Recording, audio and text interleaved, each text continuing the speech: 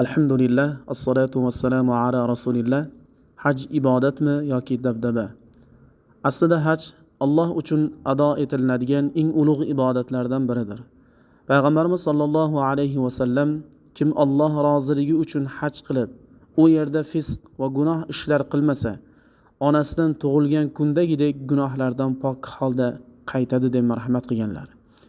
Bunday oliy maqomga erishgan inson avvalambor tavozili bo'lishi, riyodan yiroq bo'lishi, isrofdan saqlanishi, go'zal xulqni shior etishi, boshqalarga o'rnak bo'lishi, hojilik maqomiga munosib ish tutish kerak.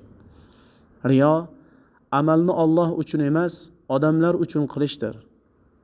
Hajni ko'z-ko'z qilish, videoga olib tarqatish, mashinalarni turnaqator qilib, poyandoz yozib, pul sochib, gul sochib, karnay-surnay bilan kutib olish bundan iborat emas. Isrof Allohning ne'matlarini behurmat qilishdir.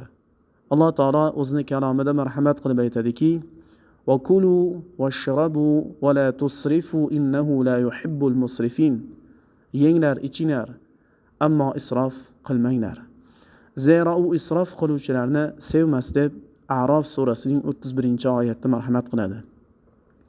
Nabiy sallallohu alayhi va sallam isrof va takabburlik qilmagan holda yenglar, ichinglar, kiyinglar va sadaqa qilinglar deb marhamat qilganlar.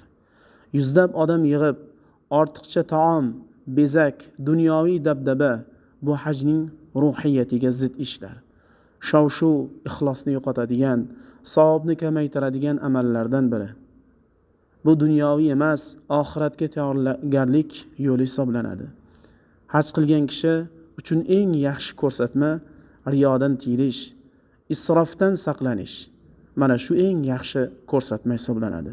Chunki haj qabul bo'lishi ko'z-ko'zdan emas, ko'z yoshdan, kamtarlikdan, go'zal xulqdan, siyrai rahmdan, ixlos va sadaqadan bilinadi.